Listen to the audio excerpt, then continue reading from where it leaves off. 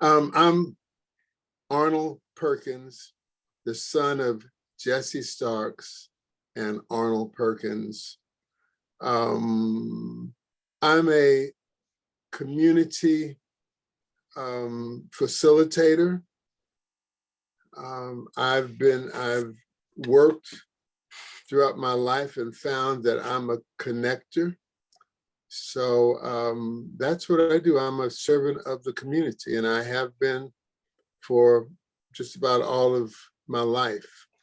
It's important to give, not worrying about receiving. That's not a part of the equation. It's you give and it's a flow.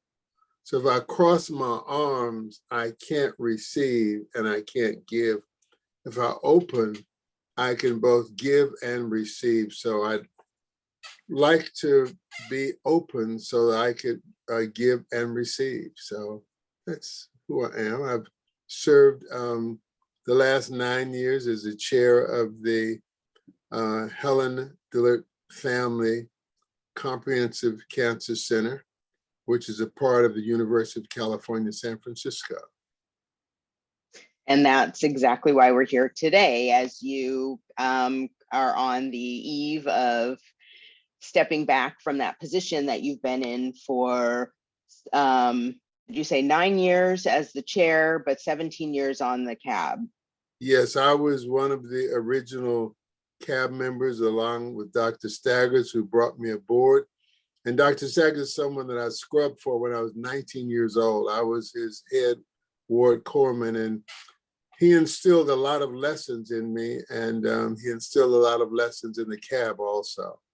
So he was an outstanding leader, outstanding person, and a lot of what the CAB has done over the years is attributable to the foundation that Dr. Staggers put in place. So let's back up a little bit before we get to kind of the story of the history of now. You've given us a little bit of a preview. I wonder if you could tell us a little bit about your family, and especially as you describe yourself as a connector, sort of reflect on that and how that's reflected in your family that you are engaged with all the time, your true family. Not your community family. I know you have an extended family, but talk about your family. So I want to go back to my childhood, where I came from a communal situation.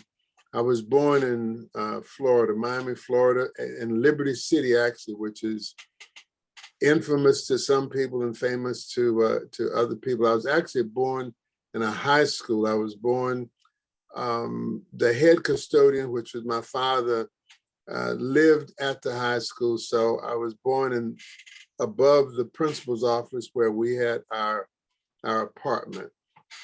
And it was always about giving and sharing. That was, my father built a number of houses with his friends, both his houses and their houses. So it was a collective response. I didn't learn about selfishness until I came to California, when everyone was kind of for themselves, and I still haven't gotten used to that. And I came out here in 1964.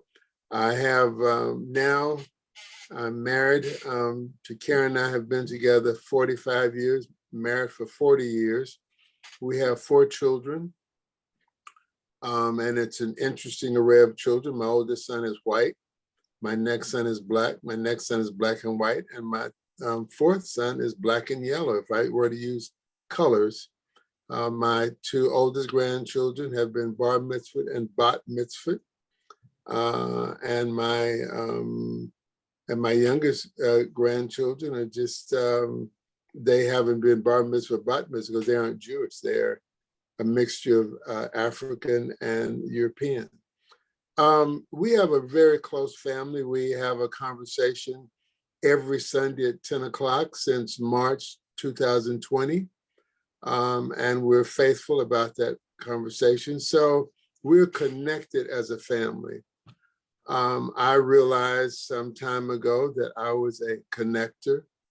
And so it's something that you kind of, it's a gift that you're given, that you pay attention to. In my work life, I never wanted to be your boss. That has not been my way of moving. If I've had to be your boss, then I've either not understood something, you've done something that wasn't in best interest of the institution, or we just kind of disagree on something that has to be done. So my goal in whatever I do is to assist people in being the best that they can be. So I'm not looking for your weakness. I'm looking for how we could build upon the strengths that you have. So that's kind of my general philosophy of who I am and what I'm about. Do you think that comes from your upbringing of having a focus on what can be contributed to strengthen the group, and also your own family, which is just an example of the ability to connect across lots of different backgrounds and understandings of the world? Yeah, I think it's a basic premise or principle of how I grew up in the household, that I grew up. I was the only child in the household. And so, my parents taught me that sharing was important, that, that you can't be selfish, that you have to share. And I've carried that throughout, my life. I mean, I feel really good when I'm able to share something with someone. It gives me a sense of contribution. So it should never be about me and who I am and what I do. It's about us. And so my approach to the world is, what can we do? Not what can I do? And the I part is the contribution that I might make to the we. But it's, it really can't be about me. I'm just not that important. I think collectively we are important. Well, I'm glad that your humility is comforting and warming, and really appreciate it. But there is the other aspect of it, which is how people see you in your importance. And as I'm sure you're aware, I think the CAB members, as well as other community members who are part of organizations that you have started, see you obviously in a different light. So I just want to say that. You don't have to respond to it. But just to be clear, there is another aspect of your importance, which comes from how people hold you in high esteem. So I wanted to ask you to talk about your college years and your activism at that time, and kind of, if you could sort of set the stage for younger people who might view this and think that the civil rights era was, the olden days, as we used to say. When you're young, you think everything happened in the olden days. But I want you to reflect on that, just given the time that we're in now. And then I'm going to ask you a little bit about, where we are now, with this kind of this background in mind. But I don't know if people are aware of your activism and your engagement with some well-known organizations in the 60s. So I'll pick up when I went into service, because that's when I'll pick up to 2 points. So when I graduated from high school, I didn't go to college because I didn't have the confidence. I stuttered really bad. I still stutter, but most people, they don't recognize it. And so when I went in service out of high school, I was selected as a squad leader, and I was the only squad leader that went all the way through, the only officer that went all the way through basic training that stuck in their position. I should have been the company commander because of my skill level and my ability to work with people, but because of racism, they had 3 or 4, they had at least 3 company commanders, because people they would wash out. So I was the only one that was steady. And when I went to high school with a lot of kids. I went to Berkeley High, and a lot of the young kids there, parents were either worked at the university or were children of the students at the university. And so because they traveled, I thought they were smart. I thought they were really smart. And it wasn't until I went in service and hooked up with their peers that I realized that what they had was experiences during the summer, going to Maine or going to Spain or going to France or wherever. And so their conversation was something that I didn't understand because I hadn't traveled outside of the country. And so at that point, when I got out of service, I went straight to college because I knew I had what it took. So I went to Merritt College and got my AA. Then I went to San Francisco State and I got my BA. Then I went to Berkeley and got my teaching credentials. And then I went to Cal State Hayward and did all my master's coursework, but I never wrote my thesis. But like backing back, while I was at Merritt College, I was introduced is when the Black Panthers were formed with Huey Newton and Bobby Seale. And I knew both Huey and Bobby. When I got to San Francisco State, I chose to join SNCC, Student Nonviolent Coordinating Committee. And I spent part of a summer in Atlanta in the Vine City and Julian Bonds district.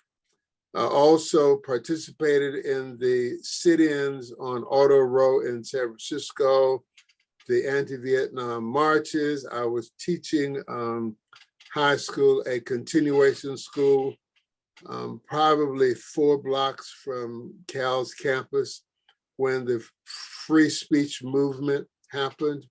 So I was involved in all of that. Can I ask you the sit-in Sure. on Auto Row in San Francisco? What was that a protest about? Because people might not be aware. Yeah, we were protesting the just overall racism. When we would come to purchase a car, for example, they would charge exorbitant interest on the purchase. The purchase would be hiked up. And we knew that we could hit them in the pocket if we were to shut down Van Ness, which is where Auto Row was in San Francisco. And we did that. We shut down some of the major hotels like the Palace Hotel and trying to get equal rights, civil rights. So it was just a real struggle. I taught at a continuation school with children who were not advantaged as other children. And so it was just, it was a time of turmoil and it was out in the open. Here now it's hidden. I mean, back then when I first came to California in 1954, we went into Harrah's restaurant, Harrah's. Is that a casino? Casino, or a that's club? the word. No, Harrah's Casino, and they asked us out. This was 1955. And so it was that level of racism. In Berkeley, you couldn't go across University because you'd get stopped by the police. You couldn't live where you wanted to live. And so all of that was occurring and we were fighting back against that. So I was one of the founding members of the Black Student Union at San Francisco State with Jimmy Garrett, Jerry Bernardo, Mariana Whitey, Chuck Sizemore. I was there when Amir Baraka came to have the Black College. And so it was just a really, when the rebellion at San Francisco State took place and we closed down the campus, So that was all during the time I was there. And that spirit lives with me. I can't tolerate injustice. I mean, I will not be silent. I just will never, ever in my life be silent if there's someone who's not being treated justly. So for example, I refer to what most people call homeless as my unsheltered relatives, because I am my brother and sister's keeper. As long as they're unsheltered, I'm not comfortable. You know, so we could get in our bed and be so comfortable, so cozy. Now, every time I get in my bed, I'm thankful for being in a bed. I'm thankful to eating. I'm thankful for being able to put gas in my car. And I could go on and on. I'm thankful. I have a gratitude attitude because I'm blessed. I mean, the fact that I'm having this interview, this conversation, means that I'm blessed because something has happened in my life to bless me. So I want to continue passing those blessings on. And civil rights movement was about passing on the blessing. Just as much racism today, especially in the university systems where people think they're better than like other people. And I've witnessed that in my work with the University of California in San Francisco. There's some great people there, but there are people there who do not want to make change. And so for me, that's an ongoing fight just to get the medicine off the campus into the community is a fight, you know, because people, it's comfortable being in your laboratory at the university. That's one side. On the other side is the university can be great. It could be a great place of knowledge, a great place of treatment, a great place of learning. You know, so there are two sides to it, but sometimes it does not want to change as a system. And so that's a battle that we've had. The CAB came into being because they were forced to come into being by I think the Cancer Institute, well, the National Cancer Institute didn't really put that requirement in place until a bit later. It was implied. It wasn't really, it wasn't as mandated as it is now. And actually, you know, having started a CAB in 2005, I think, you know, Dr. Pasek was on the cutting edge of thinking about ways to engage community and invite community into these academic spaces and have community influence those academic spaces, which is why I believe that our CAB, especially our CAB, is one of the oldest CABs associated with the Cancer Center in the country. It may not be the oldest, but is one of the oldest. And I think what's unique about it is that you have all been working together, the majority of you actually, for more than 10 years, some of you all for 17. So I wonder if you could talk about how you came to the CAB. You alluded a little bit to your relationship with Dr. Staggers. Can you say who he was and then how you got to the Community Advisory Board with our Cancer Center at UCSF? Sure. Dr. Staggers is like the Dean of Urology in the USA. I mean, and California. I met him, as I said, when I was 19 in the service. He was a lieutenant commander responsible for the genital urinary ward, the GI, we used to call it, the not the GI, the GU. And so, as I said, I served under Dr. Staggers. He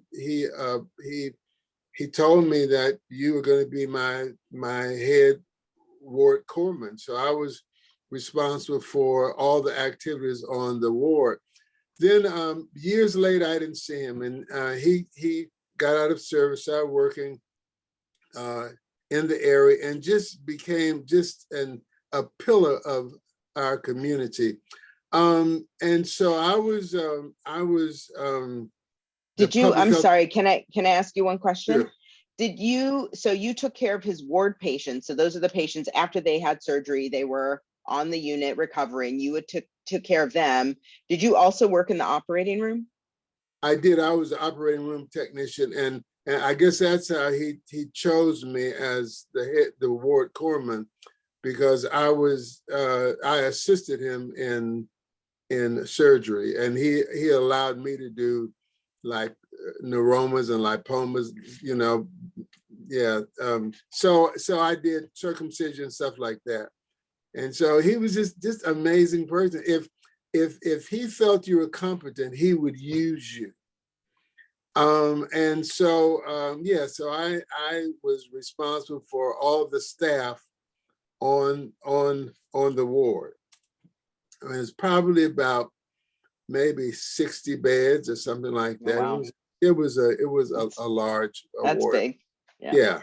So and then I became the Alameda County Public Health Director, and I saw his name someplace, and I connected with him, and probably my second year there or so, and so so I was minding my own business, and he said, I want you to join me in this new project.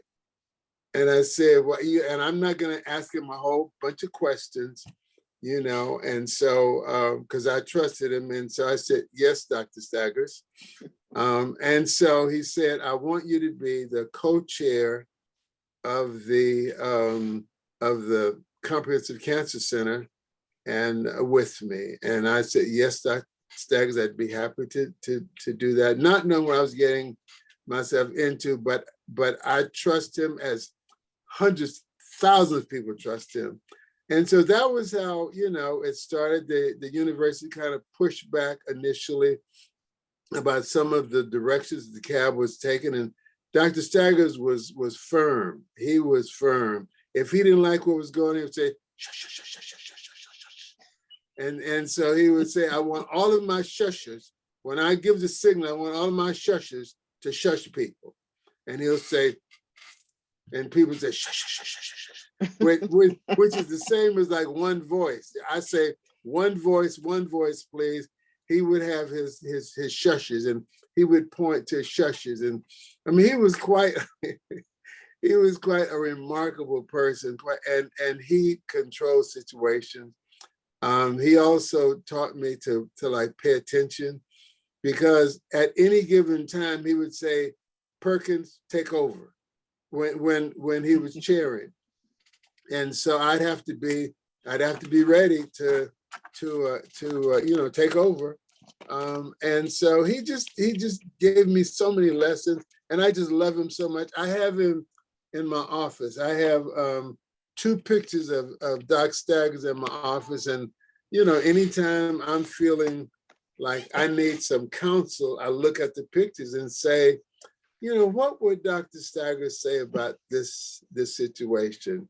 And and you got to be bold. You got to be bold. You can't be messing around. And so I think about him. I think about boldness. You know, be bold. Nothing to lose. So I'm glad to hear that there's some place that you look for counsel, because I think we all look to you. So many of us look to you for counsel. Like, where's he getting it? So it's coming through Dr. Staggers. So, you know, what can you reflect a little bit on from the time that you started there with Dr. Staggers until now? Can you kind of reflect on some high points in the arc of the CAB? Just to bring it, you know, to where we are now, and then I want to talk about where you think we can go from here. Mm-hmm. So the CAB has come a long ways. I think that Dr. Pasick did a great job pulling people together, and Priscilla Banks, her partner. I mean, they were like, you know, they were, you know, making the CAB be known around the academy, that the community was a vital part of the work of the academy, and you don't do things to the community, you do things with the community. And, you know, that's a message that started then, and we're still trying to cause that to be actualized in a more robust fashion. so that was one of the things, getting the cab from being this group, this ragtag group that met over at Mount Zion. That's where our first meetings were, over at Mount Zion. We had some meetings on Parnassus while the campus that we're presently in was being built. But just getting the community more involved and getting the academy, the institution, more comfortable with working with communities. And so some of that has changed, some of it has not changed. I mean, we still have the tussle with the community and the university, especially around navigation. How do you navigate the system? And then you know, you came in, Dr. Rhoads, and really had a keener focus on the community by being in the community, taking the university to the community and the community to the university. And what I mean by that is Umoja, which is just an outstanding collection of, you know, hundreds of organizations that serve our community, bringing folk together, having a conversation with them on Tuesdays. So it's been a way of coalescing the community, as well as I just said, taking the services to the community. So it's equalizing the playing field, not this, but it's equalizing. And it, you know, it goes like this, but it's not static like it was before. So I think that's been really, really important. It's given the people in the community a wholesome view of the university, a view that they hadn't had before. They didn't have any connection, or very little connection, you know, with the community. So I've just watched it grow, you know, over time. I've watched as the leadership has changed, the cab has grown. Yeah, we're, you know, I heard a rumor that you and the cab had a big voice in bringing me to this position. So I just want to appreciate that, and also appreciate the leadership at the time being open to, you know, taking that input and actually manifesting it and operationalizing it. And then I also just want to say that, you know, Umoja really grew out of the Brotherhood of Elders Network, African American Response Circle, Health Committee. I mean, that was the Tuesday meeting. It became the Umoja meeting. And just for people who don't know, can you just say a bit about the Brotherhood of Elders Network? So about maybe 15 years ago, actually before that. So in the early 2000s, Alameda County with Dr. Tony Iden and Dr. Sandra Witt and Dr. Art Chin formed the Cape Community Assessment Planning and Evaluation Unit. And the CAB did, and the Cape did an assessment of 19 indicators in Alameda County. And people of African descent did poorly in 15 of the 19 indicators. And one of those indicators was around the plight of Black males, I call us African males. And so myself, Robert Wilkins, and Woody Carter called together a group of folk. And out of that, to talk about these inequities that led to the disparities. And out of that came a group of young executives, these young African executives. And that lasted probably 3 years. And then people ventured off into different jobs back east, Sacramento, Los Angeles. And so it was dormant for about 1.5 years. And then I was challenged by a young man well, you keep talking about bringing people together, bring them together then. And so I called a group of men over for dinner. And 15 years later, we have the Brotherhood of Elders. And the Brotherhood of Elders is a collection of African men who it's an intergenerational collection of African men who is about taking care of business within our community, knowing that males are the most, Black males, African males are the most challenged in terms of health issues, because it's not unless our wonderful women tell us that we need to go and be seen, do we often go. And when we go, our health is just very, very challenging. So the Brotherhood has been working in this arena for a number of years. And out of that came the African-American COVID response group. And out of that came Umoja. So the Brotherhood has played a significant role and continues to play a significant role in the community. We try not to wave a flag. We try and operate quietly because we want to be effective, and not put our business out in the street before we've taken care of business. And so out of that was Umoja, which has just been wonderful. So between the Dr. Rhoads, the university, and the Brotherhood of Elders, we've been able to forge an alliance that's impacted literally thousands of people. I mean, it's I mean, I just can't say enough about what Dr. Rhoads has done, her leadership, her commitment to community, because a lot of my colleagues in medicine are all about medicine and not about, many of them about, they're doctors, they're not physicians. Dr. Rhoads is a physician, Dr. Rhoads is a healer, and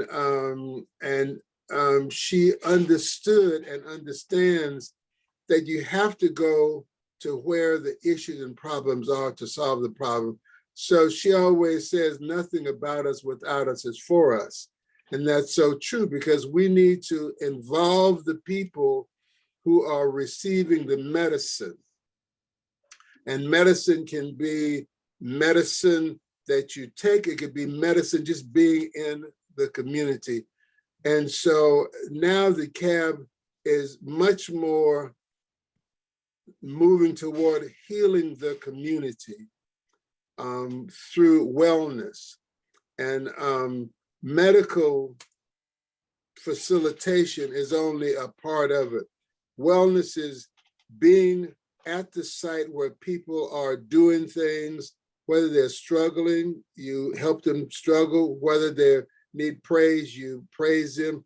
I think that's the direction the CAB is moving. I've seen it much more effective in various communities, you know, and I want to again give my kudos to Dr. Pasick and to Priscilla for getting us on this track and passing on the baton to a younger person, a person of this period of time, to carry that baton. And Dr. Rhoads has been carrying that baton mightily and preparing other folk, bringing other younger people in to be able to pass the baton. So I feel really great moving along at this point in time, because I feel that the baton has been passed. So in the 60s, you had some of us who, and this is San Francisco State, said that you accepted San Francisco State, they dropped the baton. Other people carried the baton through state, but went San Francisco State, but like when they graduated, had all these job opportunities, they dropped the baton. Some of us continue to carry the baton, and now at a point of passing that baton, because I want to pass the baton intact so that it gives someone else a running start. So that's kind of, you know, where we are. So been able to pass it on to Dr. Rhoads, and she's off and running. and training other people to run with her. So she will then pass the baton to them. So my living has not been in vain. My time on the cab has not been in vain. It's been wonderful. And I'm just happy to be able to walk away to see it in the shape. I mean, it's much more than I ever dreamed. It just tickles me. I'm just so thrilled inside to see where we are and to just be a little small part of that. I mean, it's a puzzle that is fit together. Each of us have a little piece of that puzzle. So I'm happy that I was able to fit my little piece in the puzzle, and the puzzle is still being developed. Well, you have been a tremendous influence by creating other structures around it and expectations that I think, will need to be nurtured. So I'm wondering what you think we need to do, next. I mean, do you think the kind of change that you saw during the civil rights era, do you think we're on the verge of that kind of change? Do you think that's possible, in your opinion? And if so, what do we need to do in order to cause it to happen? So I'm gonna jump in all the way now. So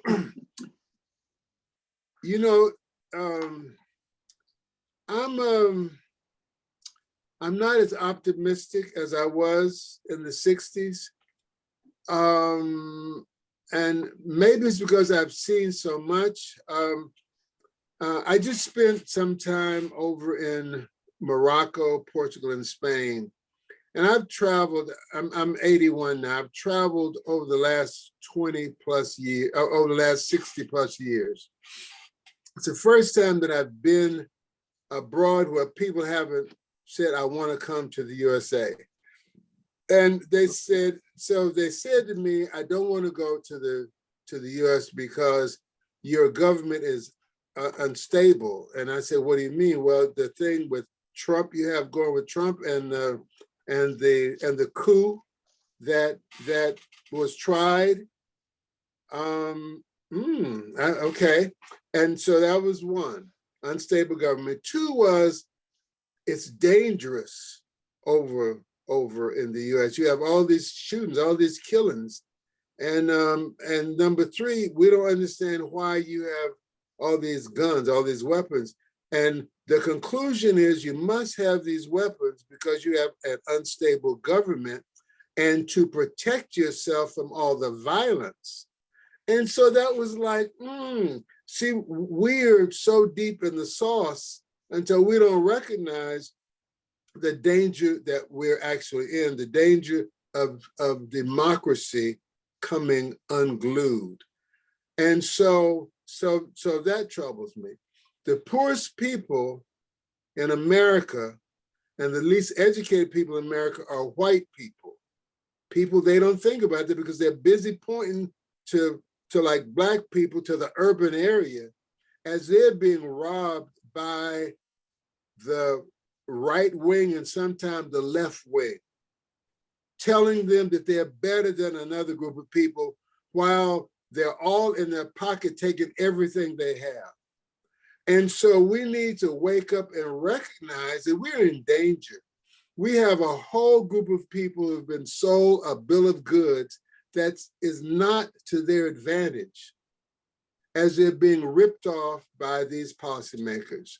So for example, you have Donald Trump, who had an avowed racist in his midst, along with a rapper for dinner. Just for Thanksgiving, you're talking about just recently. For Thanksgiving, yes, Thanksgiving, and the Republican leadership have said nothing, and so that means it's okay. Silence often is golden, and it's golden in the sense it's actually fool's gold, but it's golden in the sense that people don't say, well, that's wrong, and so it must be right if it's not wrong. And so that's troubling. It's troubling to me that you have people in the university that are not, as part of their training, have to be in the community. and serve alongside of the people that they treat. To me, there's something wrong with that. That should be a standard practice of the university, as it is in Cuba. If one, I take delegations to Cuba often, and so you as a young student, you have to work in the community alongside of the people that you serve, and so you aren't able to be snooty as a doctor. Oh, I'm a doctor, and well, so what? And you know, and as working with the public health department, I would have docs come in who work. I would say, you know what, your job is no more important necessarily than the people who like clean up, because if they fail to clean up, you'll see how important they are. But you know, but you come in here with this snooty attitude. I'm a doctor, and my response is, so what are you trying to say to me? I'm interested in you being a worker who serves the people. Whether you're a doctor or not, it really doesn't matter to me. Are you a good person?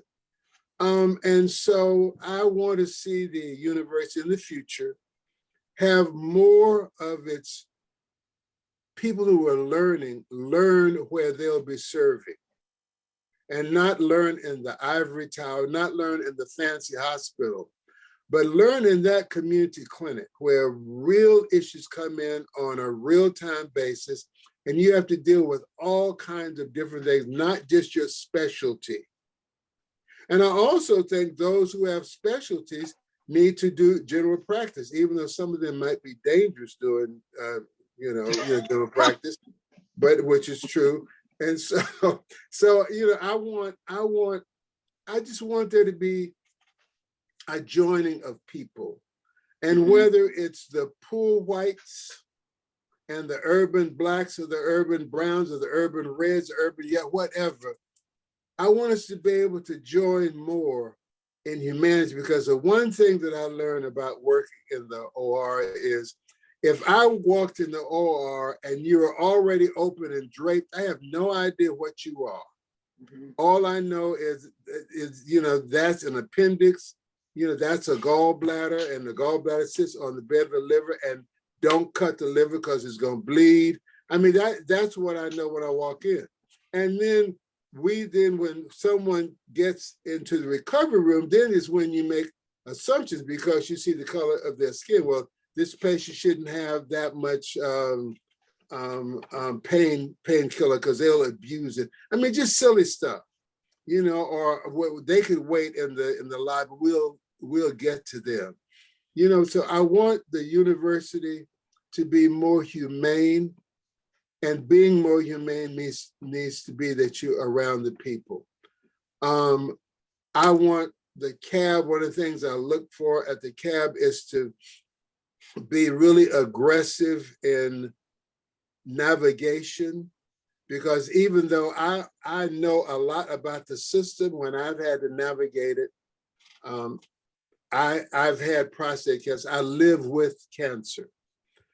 Even though I know a lot about the system, having it navigated is intimidating, and I'm not one to be intimidated, but it's like it's so much unknown, and when it's happening to you, your mind is not as clear as when you're advocating for someone else. It seems to open up when you're advocating for someone else, but you're concerned about that one thing. My urine stream wasn't as flowing as it was, and so you're worried about that, and not some of the other symptoms. So anyway, I just think that I want to see the cab be involved more in navigating the system. I want to see it involved in more getting more people into the system, especially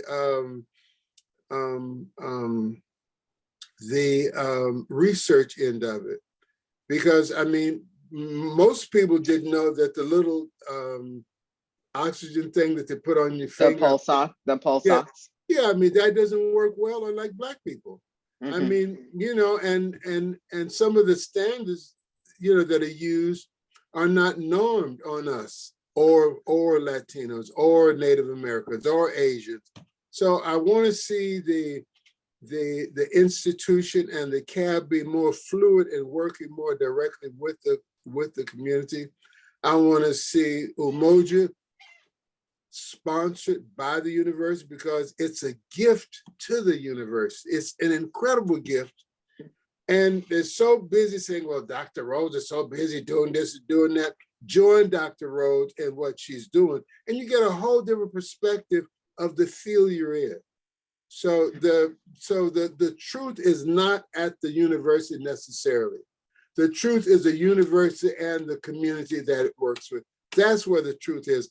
Otherwise, you have one side of my hand and not both sides. You want to have both. I want to see both sides of my hand and not just one side. And so these are some of the things that I think the CAB can be instrumental in.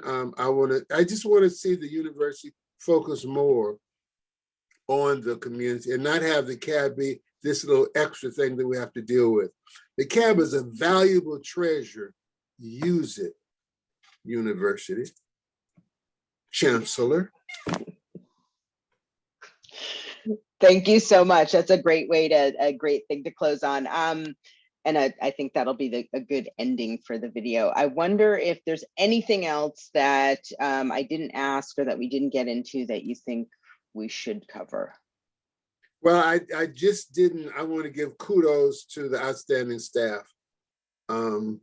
Dr. Rhoads has put together an incredible staff, and under challenging circumstances, because the university is not always the easiest entity to work with. There's often popularity contests at the